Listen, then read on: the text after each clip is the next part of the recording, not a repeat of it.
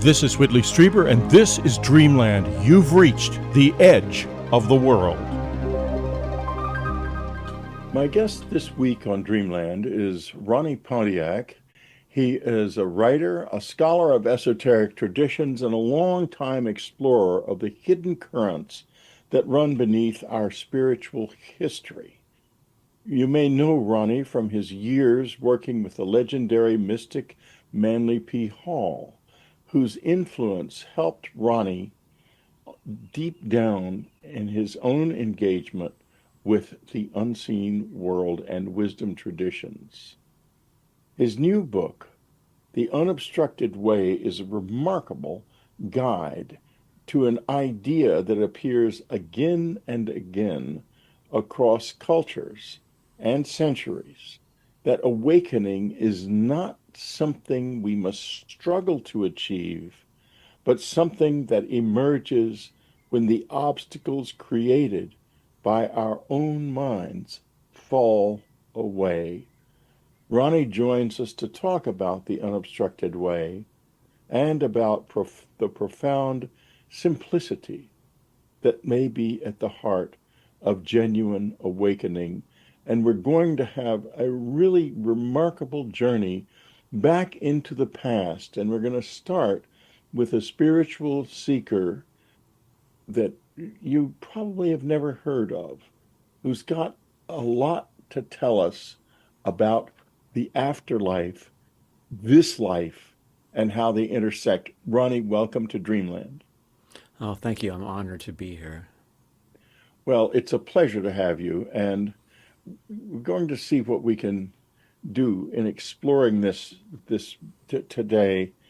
Now, uh, you start the book with The Unobstructed Way with Stuart Edward White and Betty Grant White. And I was rather surprised. In fact, I've seen so many books like this, sort of on this same general subject. I might not have even texted you about it, except that suddenly I found myself reading about someone I really hadn't thought about in a long, long time.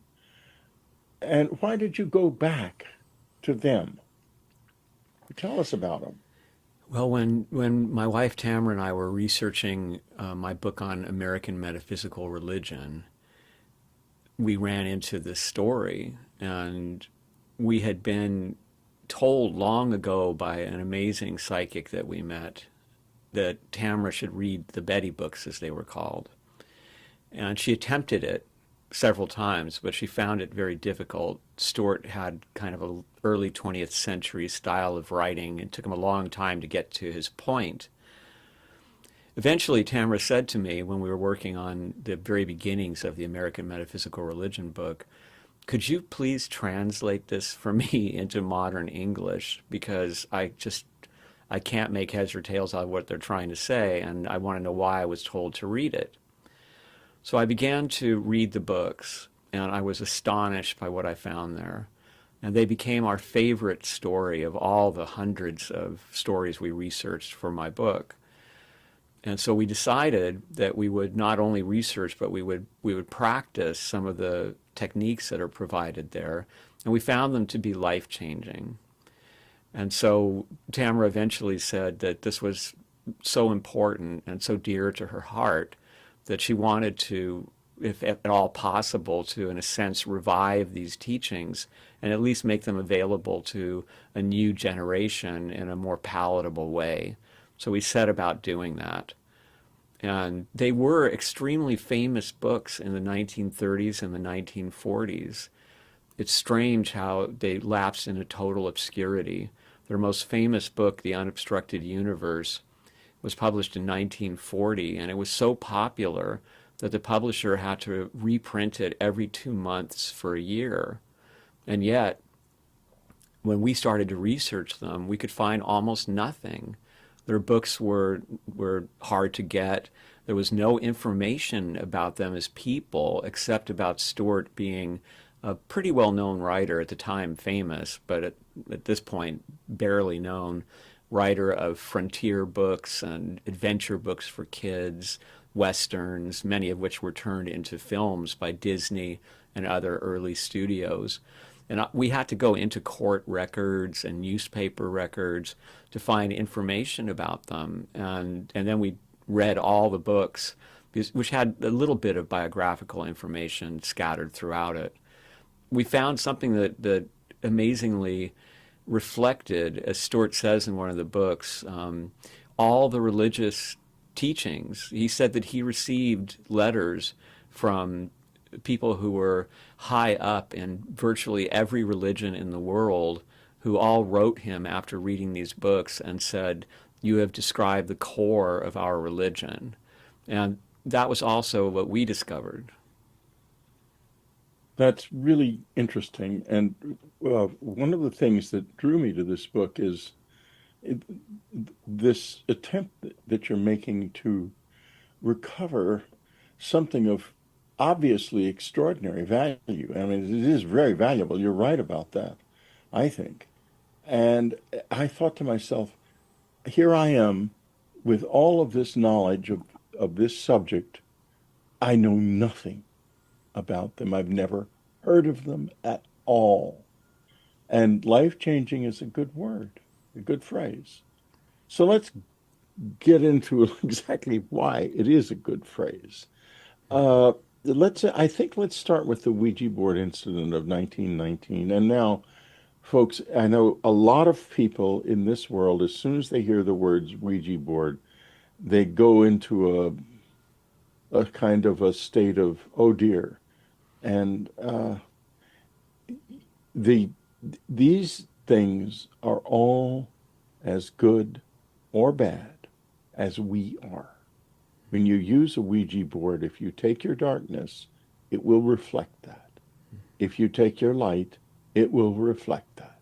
So on that basis, let's talk about the 1919 experience. Okay, I'll give you a very short background so we know who we're dealing with. Stuart was born around 1875, and he was somebody who had extensive experience of life on the frontier. He was a gold miner, he was a lumberjack, he was a frontier scout, he was somebody who explored wildernesses in America and in Africa. He was a good friend of Teddy Roosevelt, and Roosevelt said that Stuart was the best shot he ever met with a pistol or a rifle. And he married Betty, who was a kind of, he used to call her a mongrel because she had such varied backgrounds, but she came from a very wealthy family. She was raised in Panama and Bermuda and Florida. And when they met, it was instant love. It took a while for him to convince her parents to allow them to marry because he was this rough frontiersman, even though he was quite successful. And he took her on a honeymoon that was 4 months of just the two of them camping in the Sierras when they were wilderness. And he was delighted to discover that she loved it and she flourished in his lifestyle. So these were people that were very used to exploration and to being in wilderness territories and such. And Stuart says that he did not believe in spiritualism. He thought that it had all been proven to be fraudulent. But here they were on St. Patrick's Day at the house of a friend who'd been experimenting with a Ouija board. And so he decided to bring the Ouija board out. Betty was very reluctant to use it. Like a lot of people today, she thought it had a bad reputation. And they were being a little facetious. They used a whiskey glass instead of the planchette. And at first it was just kind of laughter. But then it started to spell out Betty, Betty, Betty. She thought they were playing a trick on her, but they insisted they were not. And they asked her, well, come over here. Obviously it wants to talk to you. And so she eventually came over to prove that she wasn't afraid. And when she did, the whiskey glass started going around in circles. Stuart described it as like a happy puppy. And then all it would say is, get a pencil, get a pencil, get a pencil. Well, once again, she thought this was some kind of joke. But then a day or two later, she was sitting at her vanity and she had a piece of paper and a pencil. And to her shock, her hand began to move involuntarily. very slowly. In the beginning, it might take an hour to form just one word, but the movement was undeniable. And eventually it began to flow a little better. Stuart was very curious about this. He was a great explorer, and here was some kind of a mystery going on. What was happening? Was this his wife's subconscious, or was it some sort of strange telepathy? What were these words? The first, the messages weren't particularly impressive, but then as she got a flow to it, the messages were really impressive, and they seemed to Stuart to not be originating from Betty. And so he encouraged her to continue to do this, and she would blindfold herself and then would start to do this automatic writing. Eventually, he was so impressed that he organized these notes, and he actually released a book in 1925 that contained the philosophy but didn't go into too much detail about where he got it. He admitted that it was about mediumship, but not that it was his wife or the depth of their exploration. And he still had a little skepticism. His point of view was, I'm not sure where this is coming from, but it makes a lot of sense to me, so I'm going to share it to you. And the publisher took a risk, and they published it to see how it would go over. And it went over very well. But to their disappointment, the spirits they were working with, who they called themselves the Invisibles, because they felt that the word spirit had unfortunate connotations, they said, well, this part of the exploration is over, and so no more automatic writing. And they were very disappointed. But then Stuart was traveling on business, and he found a book that had been written just after World War I that was a huge bestseller, and it was about a soldier who came back from the afterlife to talk about his experiences there, and also contained some warnings about the fact that there was another war looming ahead that was going to be even worse. So Stuart reached out to the authors of the book, who were a couple who used the pseudonym Darby and Joan, which back then was slang for a happily married couple. They were actually a couple of newspaper people, journalists, and authors, and Darby rather was the man, was somebody who had a lot of experience in the newspaper business. And so they hit it off very well, and they found out that Joan had become a voice medium instead of using automatic writing. And Betty was interested in exploring that, so Joan helped her learn how to become a voice medium. Betty was not like Edgar Cayce. She did not go to sleep. She got into a trance state, and she was present and would actually comment on the readings. Usually they were in her own voice. Sometimes they came out with an accent. And sometimes, according to Stuart, rarely, but sometimes, they would not seem to come from her at all, but from somewhere near her. And it started the same way. It was slow in the beginning and awkward, but then it became amazing. And once again, she was using a blindfold. So to give you an example of the kind of thing that convinced Stuart, she's blindfolded, and she's dictating what the Invisibles are telling her, and he's writing it down. And he wrote down attitude, and she said, no, not attitude, Stuart, altitude. Now, she had no way to see what he was writing or to know what he had written. He said that there were hundreds of these kinds of examples, and as he put it, he was driven to accept the reality of this, because he said that it became ridiculous to deny it, more ridiculous than to accept it. And there were also so much accuracy in what they were telling. So it all started with the Ouija board, but it wound up with this mediumship. But this was not the kind of mediumship that we're all used to hearing about. These were not health readings or past life readings or stories about Atlantis or such. This was a different kind of experiment that the Invisibles were conducting. And the point of it was to teach Betty to achieve the after-death consciousness while she was still in the body. Or as Betty put it, her mission was to demonstrate the here-ness of immortality. Because she said, those of us who believe in it think usually that it's there, that maybe we experience it when we die, but she was saying, no, this immortality is here right now. And she was also teaching that consciousness is the starting point for everything. So there is nothing in our world that doesn't have consciousness behind it. There is a form of consciousness creating everything that we experience in this world. And so Yeah, that was her training.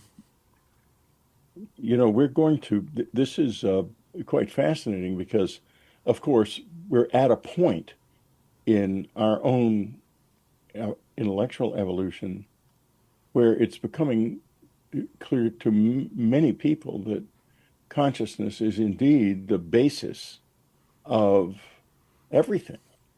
And so when we get back, I want to get into a little bit into the uh, issue of what what mediumship is, because of course, I've been exposed to quite a few mediums, including one powerful physical medium who can really make the ghosts dance, and including he can move things around in a room with his mediumship. Uh, Quite amazing. I mean, he's a physical medium, as I say. And I want to talk about the evolution of her mediumship, but I also am interested. There's so many things, yeah, folks.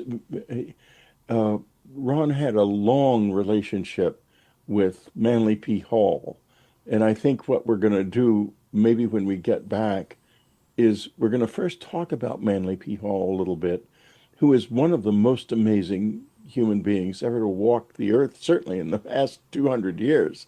And here we're talking to somebody who was an intimate with him for years. So we'll be right back with Ron Pontiac and many, many other things. For years, we've been told that close encounter is a mystery for governments, militaries, intelligence agencies, officials, and scientists to solve behind closed doors. That's not true. The truth is far more powerful and far more personal. Close encounter happens to ordinary people like me, like you, and our families. People like us, with hopes, homes, fears, and questions that will not go away, that will only be answered in a relationship between us and our visitors. Transformation 2026 is not a book about belief. It is a witness statement. It's the story of what happened when one family had the visitors walk into our lives and stay with us and live with us for 3 years. They didn't sit across a table from us, but they came to us in many extraordinary ways.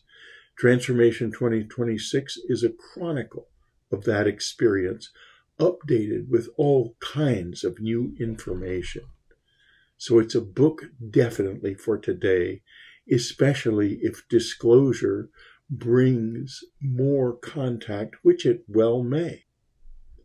Transformation 2026. Get it. Read it. Decide for yourself what you would do if something as strange as the visitors came walking through your door into your family's life. That happened to me and my family, and we're still here. We're still here, immensely transformed by our experience. So get it from Amazon, get it from Audible, read by me, but get it. Do that today. We're talking to Ron Pontiac. His book is his new book is The Unobstructed Way, which is a retelling of an older story, but it is also the reintroduction of some very powerful material that you can use in your life. And why do we need this? Because we live in a world that is dying spiritually. most of us have lost touch with our own souls. We can't feel that part of ourselves. And when you go online, you find the tech bros are all spending millions of dollars trying to achieve physical immortality because they've lost track of who they are. So, Ron, that gets me to Manly P. Hall, who had very clear ideas about who he is and who he was and who we are. Tell us a little bit about him and how you intersected with him. Of course. Well, he was a really amazing human being. He began his work when he was 19 years old, and he wrote so many books, gave so many lectures. You can hear many of his lectures on YouTube, and I highly recommend them. He's most famous for a book called The Secret Teachings of All Ages, which was a survey of Western esotericism with beautiful illustrations culled from his incredible collection of books and manuscripts. And he spent decades every Sunday at 11 a.m. delivering a lecture for $1, where he would lecture without notes for 90 minutes about all sorts of subjects, not only Western, but also Eastern. I knew him when he was near the end of his life. I worked for him as his research assistant for 7 years. He was very deeply at that time into Taoism and into Buddhism, Shinto, very much wanting to produce a companion volume to the secret teachings that would represent Eastern esotericism, but unfortunately he was never able to complete it. Before I knew him, I really had two people that changed my life greatly. I was the only child of war survivors. They were atheists, and they had a very, of course, rather paranoid viewpoint of the world. Even though they had moved to America, they didn't trust Americans. So I was raised in isolation, and I was a runt who was born prematurely, and then was kicked up a grade because of my intelligence. So I got beat up throughout my school years. And when I hit my teenage years, I realized that I had no social contract. And as a result, I embraced all the dark arts, lying, violence, even the early form of chaos magic. I I started a band that was very popular in Los Angeles that was racist and nihilist. And we had a couple biker gangs that were supportive of us and acted as my security. And there was a lot of violence around me. I really was on a death trip. I first was very fortunate to meet the woman who would become my wife at a club one night where she had been stranded and was in trouble and looking for someone to save her. And of all things, she looked at me. And even though she was warned by the club manager not to talk to me when he saw her looking at me, he said that this is a really bad guy. At 2 a.m. when the club closed and she was basically surrounded by these 5 guys, it was a band who had realized that they could probably victimize her, she decided to ask me for help. It was April 1st, April Fool's Day.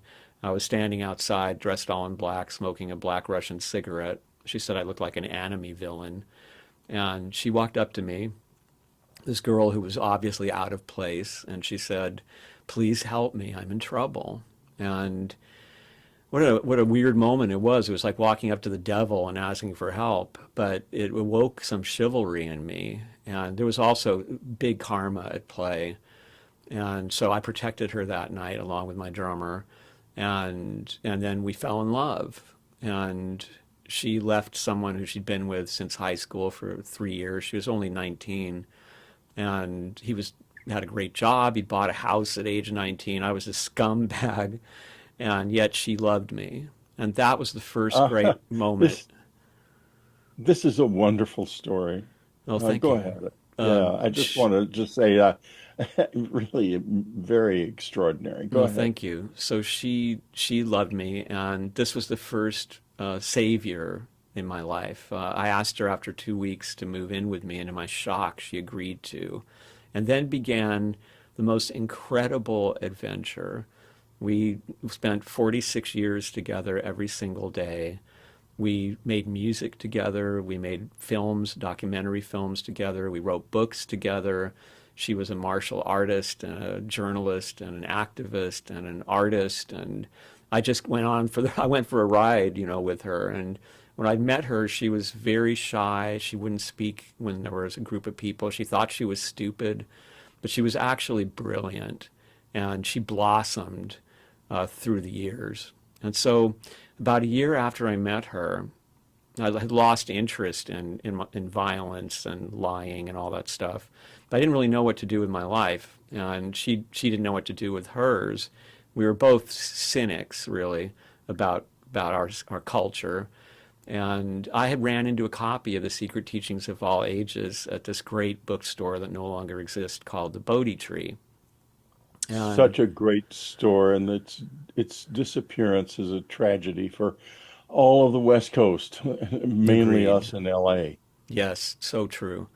And so this book changed my life, even from the dedication, which said to the rational soul of the world, which blew my mind because I thought of the world as a chaotic jungle. And then here was this statement that there was actually a rational soul to the world. And to even contemplate that was something revolutionary to me. And then reading each chapter, seeing that there had been all of these brave souls who had dared to explore a personal relationship with the spiritual and with the divine at a time when you could be executed for heresy when you did that, who had written books and created diagrams and had tried to make sure that we in the future would have the benefit of what they had discovered, moved me deeply. And then I found out that Manly Hall was still lecturing not far from where I lived. And I have to admit that for the first few months after I found out, I was afraid to go because I knew what I had done. I had done really bad things, and I felt very guilty about it. And I just thought I wasn't worthy to be in the presence of someone like that.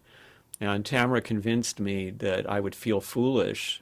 She said, he's quite an old man. If you wait too long, you may never be able to see him. And how will you feel if you didn't take that opportunity?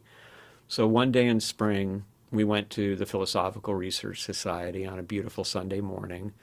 And it's very interesting because as we were walking, Tamara noticed this crack in the concrete through which a little weed had grown and flowered, and it touched her heart. She had a tremendous relationship with nature.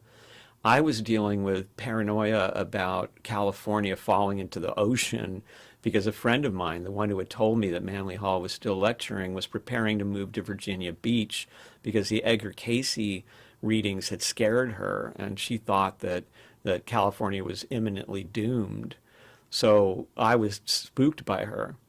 So we sit down. We were by far the youngest people there. And out comes this tall, handsome old man, and he sits down in this chair. During the lecture, he looks right at me, and he says, people who suffer paranoia about natural disasters because of the guilt they feel about the life they've been leading. He then looks at Oh my Tamara. God. Yeah, That must have been shocking. it You were was. already nervous enough being there. So Yes. how did that make you feel? It was very shocking, but also endearing. I felt like somebody had looked into my soul. And he also looked at Tamara a few minutes later during the lecture, and he said, like when a weed grows through a crack in the concrete and produces a beautiful flower. So we both had that experience. I found out later when I worked for him that he couldn't really see us. His vision wasn't very good at that point, and we were colorful blurs to him basically. And I also found out when I became his screener that many people had this experience. Every time he gave a lecture, he seemed to deliver these personal messages. So Tamara and I were so impressed by the place, by the bookstore, by the library, and by him most of all, that we came the next day, Monday morning, to volunteer. And we offered to do anything. I remember we said, we'll clean toilets. We don't care. We just want to be around here. And they said, well, we don't really need anybody, but let's interview you and see if there's anything we can work out. So Tamara had worked a number of jobs short term. She had office experience, and they were very interested in her, but I had nothing useful. And they did ask us, though, do you have any familiarity with languages? And I said, well, I grew up around French and German and Russian and Polish. I don't speak them, but I understand them. And they were like, okay. Next day, they called Tamara and offered her a job. Well, I said, no. I said, if they don't want me, you're not going to go work there while I'm at home with the cats. Forget it. I was that Yeah, I kind of can understand that. and so, and she was relieved because she said, I quit those office jobs because I hate that stuff. So that's great. I'm okay with it. And so they called me the next day and said that Manly Hall wanted to meet me. Mind blowing. So I went down there the next morning and I walk into his beautiful office filled with art from Japan and China. And he was sitting behind this ornate Chinese desk, carved wood. And there were four elderly women, two on either side of him with their arms crossed, giving me the skunk eye. But he smiled and he said, come on in and make yourself miserable. And so he had a stack of paper in front of him, and he pushed it in front of me, and he said, young man, do you know what a galley is? And I said, no. And he said, a galley is how a book starts. And he said, do you know what a bibliography is? And I said, no. And he said, well, a bibliography is like a catalog. And this is the catalog of my collection of alchemical and Rosicrucian books and manuscripts. And he said, I need someone to help me finish editing it. And I think that someone is you. Well, I told him, I'm honored, but I don't have the facility to do this. I haven't had a particularly good education. I just found out about alchemy from reading your book. I don't know anything about it. Then he said, I think you're the right person. He said, why don't you take this manuscript into the library and look it over, and you can come back and tell me what you think. Well, as I walked out, the person who ran the business side of the Philosophical Research Society, Pat Irvin, who had been a former military officer, she must have sprinted around the other side of the library because she got right in front of me as I walked out. And she said, that was a mistake. And she took the paperwork away from me. And I said, yes, I think you're right. Thank you. Well, when I got home, there was another call. And this time it was Manly Hall's secretary, Edith Waldron. And she said, he wants to see you tomorrow morning first thing. So I went back, and this time it was just him. And he said, young man, you take orders only from me. If anybody contradicts anything that I say to you, you come and tell me. He said, this is what we're going to do. In the morning, I will show you what I want you to work on. At noon, you can have lunch with me in the vault, and you can look at all the books and manuscripts, and I will answer any questions that you have. And then, in the afternoon before I go home, I will look over your work. And he said, I'm confident that you'll be able to handle this. Well, who would turn down lunch with Manly Hall in the vault? Being able to ask him anything about these incredibly rare books. Today, you can see many of them online, but back then, there was things in there that you could only see in two places in the world, maybe. So I said, It's okay, still a wonderful place to go. The absolutely, Philosophical Research Society, folks, is well worth a visit if you're in Los Angeles. absolutely. So Oh, I began working with him. we're going to get back to the story in just a minute because we do have to take another break now. Hmm. And we're going to explore the work with Manly Hall. We'll get back to that. But before we do that, I'm going to talk about a couple of angels and how they come into the lives of really bad people. We'll be right back. Where is the unknown country? Is it out there in the stars? Or is it also somewhere else? Is it in us, in you? Unknown country, join us today. Go to unknowncountry.com right now and join us. Join the questions. Join the search. Join the adventure. UnknownCountry.com. There's no place like it in the world.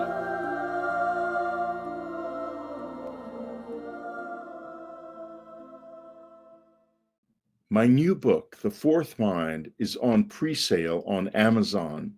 You can order it right now. But why is it called The Fourth Mind? What is that? Let me explain.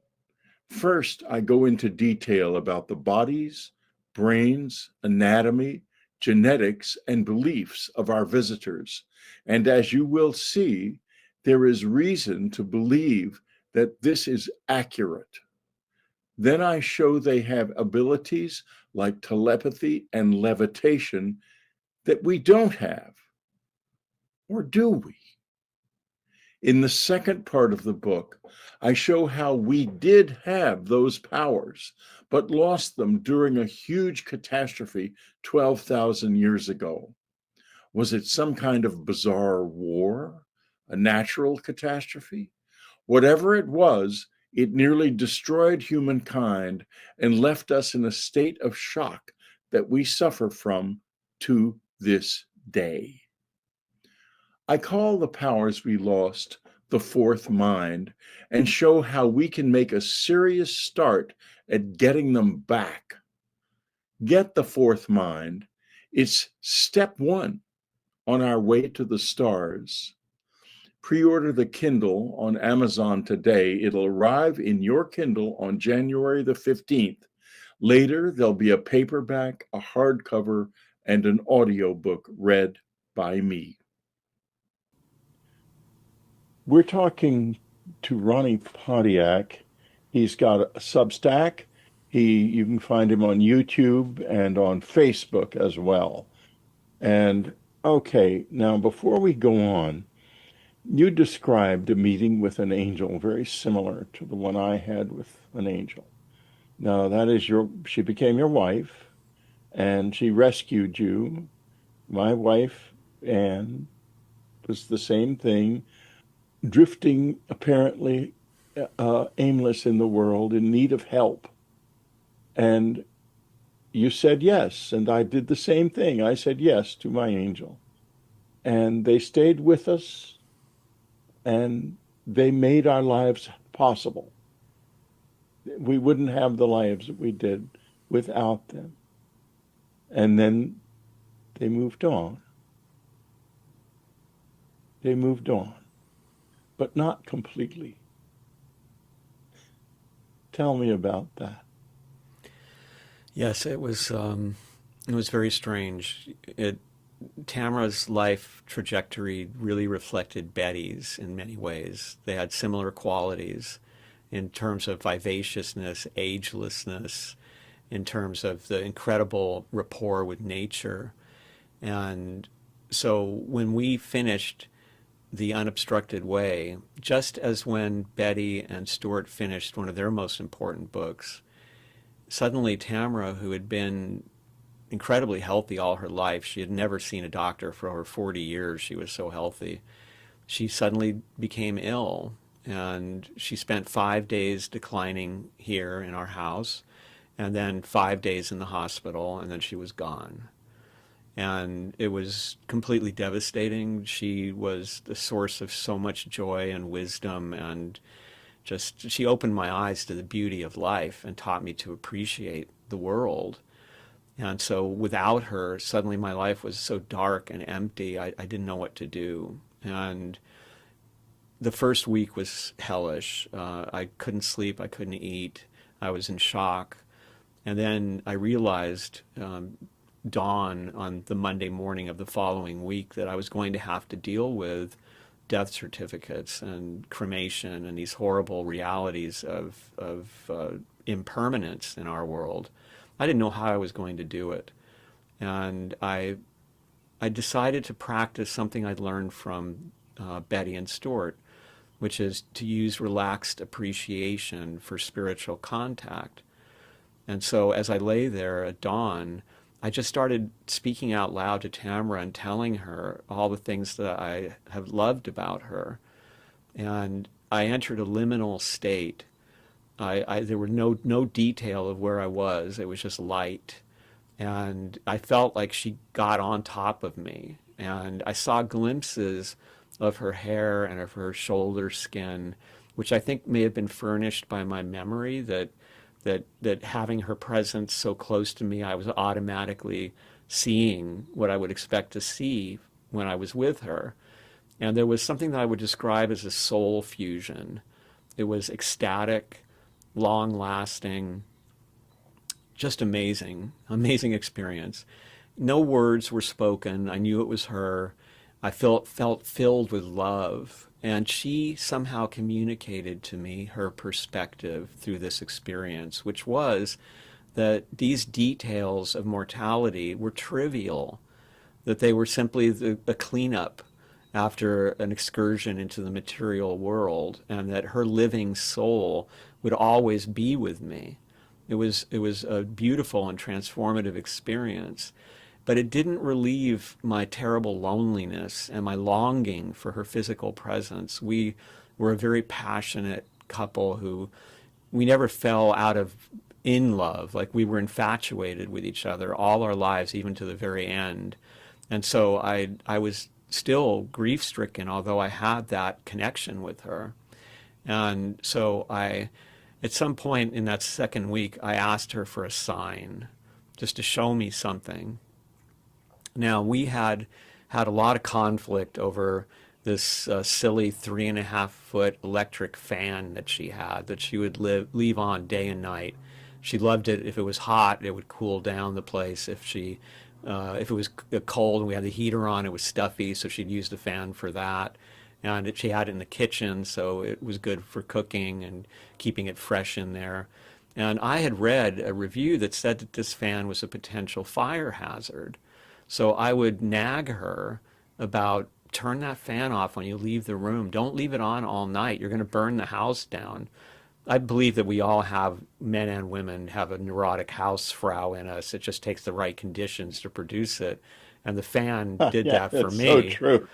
And Yeah. so she gave me a nickname as a result. I would tell her, please don't leave the fan on. She would roll her eyes and say, okay, Mildred. And sometimes she would call herself Mildred. She would say, oh my God, I've gotten all Mildred on this.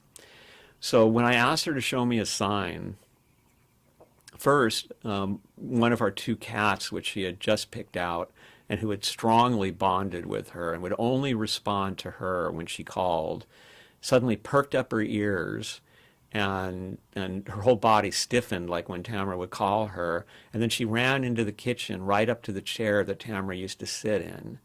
And I thought, wow, is this the sign? But then about 10 minutes later, that fan turned on by itself. And I checked it. Is there a timer? No. Is the plug loose? No. Could the cats have turned it on? No. And I thought, it is her sense of humor. Of all the things she could have done, she turned on that fan. There was a point of contention. But because of my atheist parents, I still had this skeptical reflex that was very hard for me to deal with. You, I can hear that in you and in what you're saying, and I Hmm. do too. I had the same thing, and my wife came back to me very similarly in undeniable ways, and I wrote a book about it called The Afterlife Revolution, and or I wrote it with her, I should say. And she Hmm. used to say of this life, for the first things when we really got into contact with each other again, was, Whitley, it's all a game. And I think that intersects with what you're saying, Tamara was communicating to you. Yes, absolutely. And she tells me it's all meant to be fun, and she keeps saying to me, "Let's have some fun." But let me finish the fan story because it gets You really please do. dramatic. So I still felt it, but I had my doubts. And the next day, I was talking to a friend of mine who's deeply into the White's work, into the Betty books, and I told him about it, and he said, "That is Tamara. That's Tamara's sense of humor." I said, "I know. It really must be." Well, when I went downstairs, the fan was on again. And this happened 9 times, never randomly, always when I spoke to somebody else about this fan incident. So about 2 months later, I got an email from someone who we didn't really know very well. We had slight social media contact. And she said, Ronnie, I have clairvoyant tendencies, but I'm not a medium. I don't really do this. But I've been talking to Tamara for a couple of months. And I finally got up the courage to send you the notes because I want to know if I'm crazy or I'm really talking to Tamara. Well, there were many hits in the notes. For instance, she was laughing because I would not put away the utensils that I used in the morning to get her coffee and her breakfast. It was too painful for me. I got some kind of comfort from seeing them there because it was such a beautiful morning ritual that we had that she really enjoyed. And she conveyed the stuff still sitting there, even though you don't drink coffee, and she thought that was funny. But the line that really stood out to me, that stunned me, was tell Ronnie to tell Mildred that I love her. Wow, that must have just shaken you to your skeptical shoes. It did, and And darn and right it did. yes, and it was also so moving because I was at that point when you lose someone like that, you can't help but calculate your regrets. And among my regrets was that I had nagged her and earned the nickname Mildred. So her addressing that and telling me that she loves Mildred was so healing for me and so moving. And This then, is so moving. Speaking of moving, well, thank you. Ronnie, go ahead. It's beautiful. So then I started getting all these messages the second week after she passed from other people. I got, for instance, the same message from three different people who were her fans, her music fans, and who didn't know her or me, and who delivered the exact same message on the same day. They all had Tamara say, tell Ronnie to live up to what he knows. Other messages that were repeated by people were, tell him that he's too addicted to my physicality. There was apparitions. People actually saw her. There were audio apparitions. There were lots of electronic manipulation and also strange incidents, especially involving cats, dragonflies, butterflies, and such, scarab beetles. And and then she was also working, like in her life, she had mentored a number of people, especially women. She would find women who were traumatized or who were drawn to her work and who had been traumatized away from their creativity by people who were jealous or insecure about it. And she would lift them.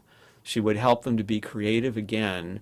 But not only that, she would help them to get their books published, to get films made, to start bands.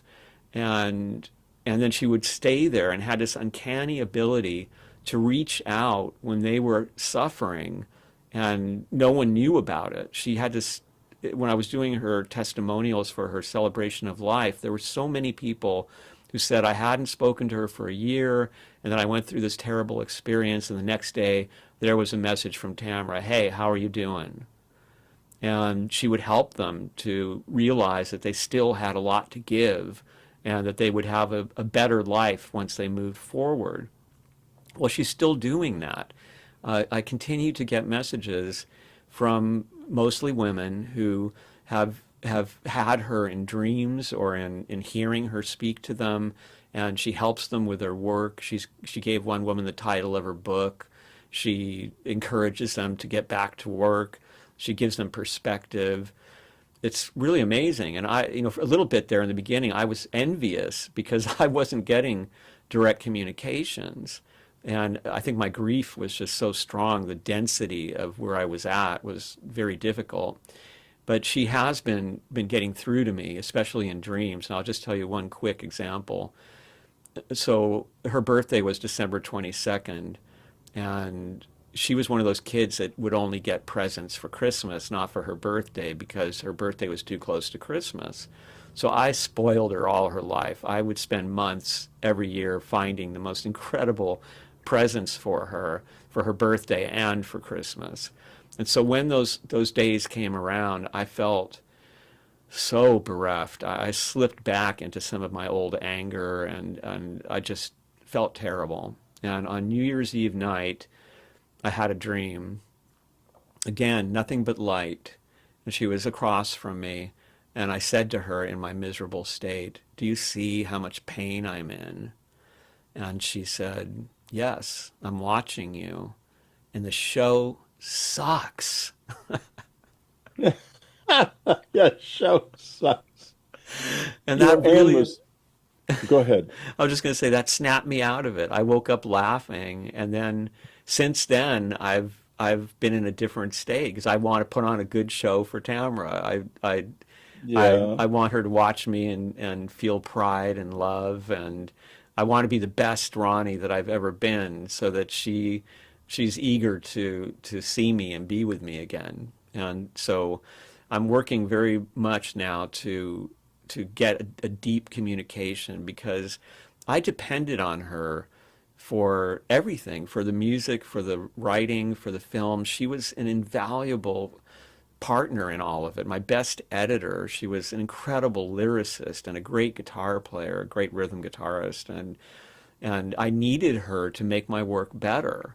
And so now I feel that I need that collaboration to keep the work at the level that it was always at, because there are several books that we were working on that are unfinished, and I want to finish them, but to do it properly, I need her. So I'm now, through meditation and using exercises in the White's books, I'm working very steadily toward improving my own ability to access what in the Betty books they called unobstructed consciousness. We're going to take a brief break, and when we come back, we're going down a vortex. We'll be right back. The president has directed the Defense Department to release all of its documents involving UFOs and aliens. There are rumors that this might actually happen, and even that they might tell the truth. If you read the Whitley Strieber Substack or my most recent blog on unknowncountry.com, I explain exactly why. But if it does happen, does it also mean direct contact with aliens for more people? What happens if they come into your life, your children's lives? It's not going to be abductions like it was in the past. It's going to be a very different experience, something much more like what happened to my family after the communion experience. I wrote 2 books about it, Transformation and Breakthrough. They were beaten to death by the media and not much read, but they remain the only chronicle of such an experience that has ever been put into print. They're a blueprint for how to make contact work, and it can work, and that is certainly very important. Governments come and governments go, but the visitors are going to be in our lives from now on, forever. So how do we handle this? Is it good? Bad? Are we in danger? Or at the start of something wonderful? Find out how one family made contact work in Transformation 2026, the massive update to the original book, available now on Amazon.com. All right, Ronnie, I have promised my listeners and viewers a journey down a vortex. This is a very important concept in your thinking. Can you explain it a little bit and amplify it a bit? Yes. So in the teachings in the Betty books, basically, the universe as we know it has two sides to it. For the living, it's the obstructed universe, where our brain, our senses, the density of the frequencies that surround us limit our ability to understand the world. And then we have this other side of our consciousness, which we experience upon death, but which we can experience during life, which is unobstructed. And this is described as the ability to know everything, to be anywhere, to have consciousness of the future and the past as well as the present. And it's something that in the Betty books is described this way beautifully. It's like when you go camping and it's nighttime and there's a cloudy sky, let's say, maybe it's the new moon. So everything is dark. There's no color. It can be claustrophobic. You don't see any horizon. You just see what's immediately around you. And for the most part, it's black and gray. But then the sun comes up and you can see the mountains far away, purple in the morning light. And you can see the splendor of the sky as the clouds clear. And you can see all the gorgeous colors of the forest. And you can hear all the birds that suddenly come to life. And this was the comparison between the obstructed view of the universe and the unobstructed view. Another example that Betty gave was the obstructed experience of the universe is like a black and white photograph, and the unobstructed is like a color movie. So this leads to two kinds of experience of the world. When you're in the body and you're in the obstructed, it could be described as a claustrophobia of the soul.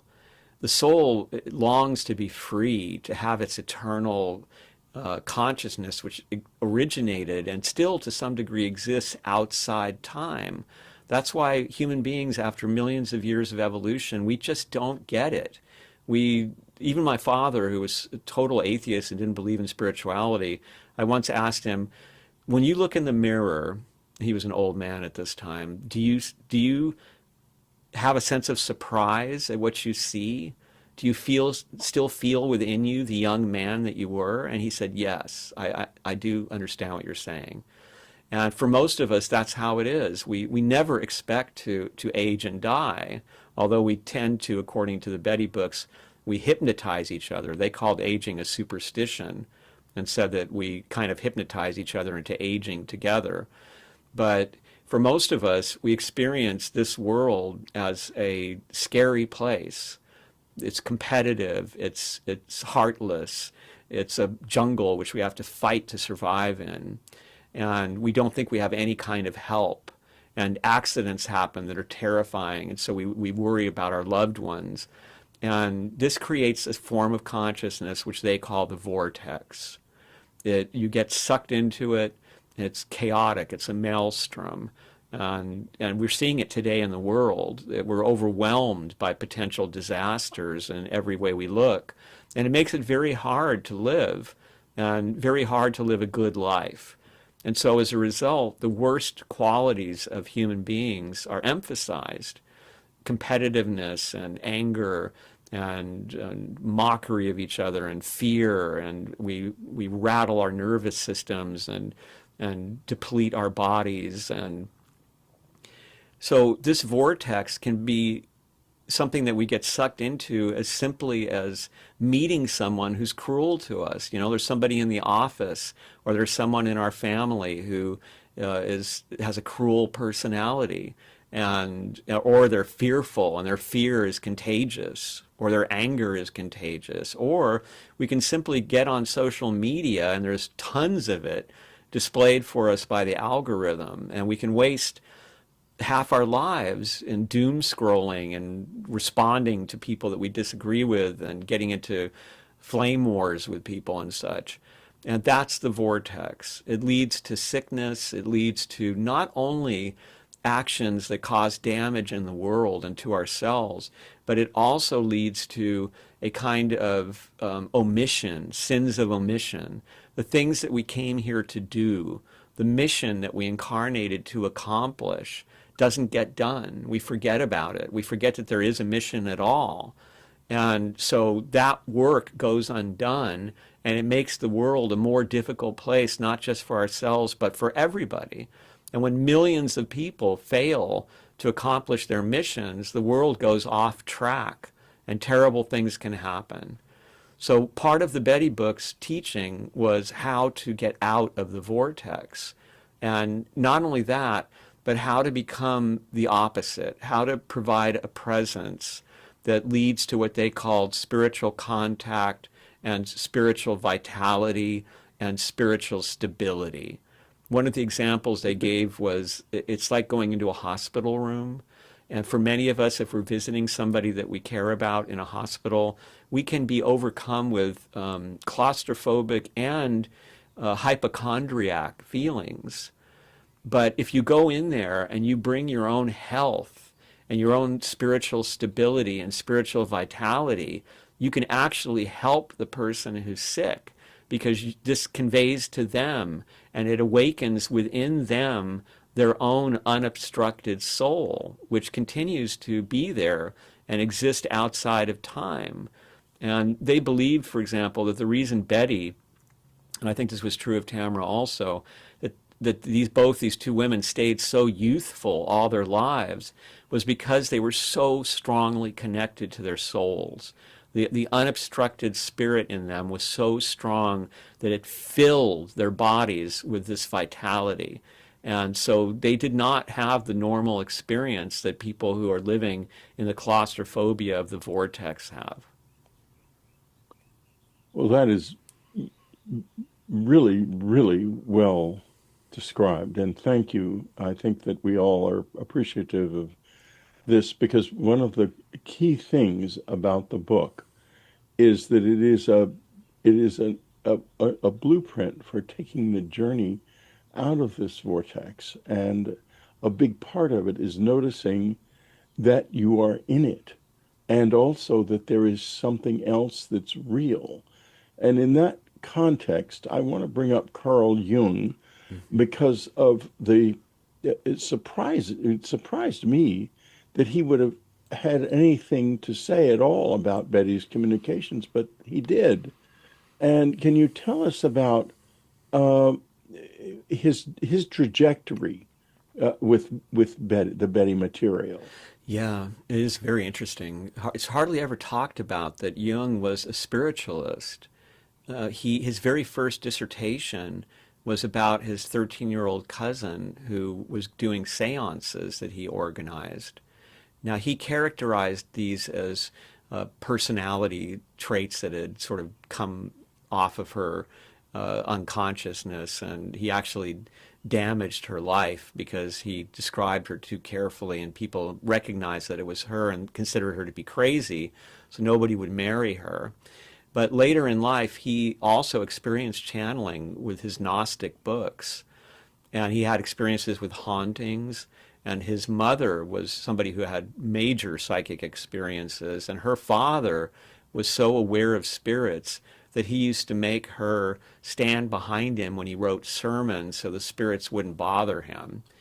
But as far as the Betty books, so the evidence for this is sprinkled here and there. He had written about them. We know that he gave them to his colleagues and recommended these books. Now, when he wrote about them publicly, he took a kind of agnostic stance on them. He would complain about Stuart's writing. He apparently agreed with Tamara. And Yeah. he also, he would say things like, well, there's a lot of interesting stuff here, but spiritualism remains unproven, and who knows. But then privately, he wrote in letters and in other places some really surprising things.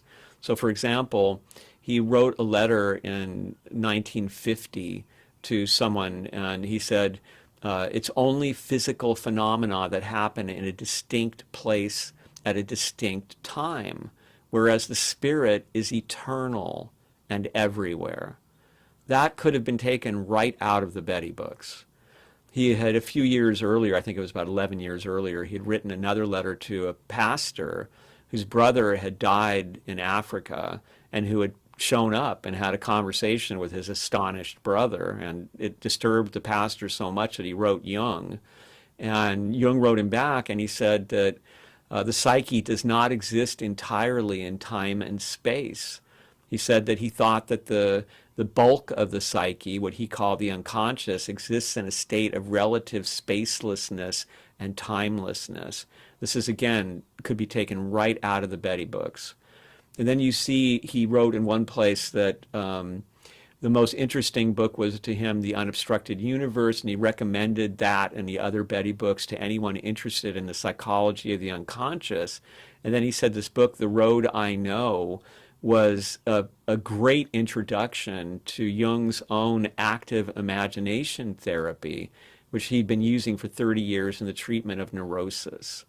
But my favorite find was he had written in a letter to his friend Fritz Kunkel, and he said, when asked about the Betty books, that he thought that, how did he put it? He said, I must own that with regard to Betty, I'm hesitant to deny her reality as a spirit. That's to say, I am inclined to assume that she is probably more a spirit than archetype, although presumably she represents both at the same time. And this was about the posthumous Betty. So in other words, Yes. Jung is saying that he considers Betty's communications from beyond as evidence of the survival of consciousness after death. Wow. Well, this has been a great discussion. I really have enjoyed it. The unobstructed way. How do we find our way? We are all searching in some way for this. Those of us who are on the close encounter spectrum are searching for a way in because we know the door's there. We've been taken through it many times, but then we can't find it when we come back. Ronnie, thank you for your wisdom, for being with us, and for sharing tomorrow with us as well, and your experience with Manly Hall. It's a wonderful journey, the unobstructed way. Get it, folks. It's well worth your time. It was worth mine for sure. You've been listening to Dreamland. Be sure to tune in again next week. Dreamland is brought to you by UnknownCountry.com and its family of subscribers. Our theme music is The O of Pleasure by Ray Lynch. Unknown Country was founded by Ann Strieber.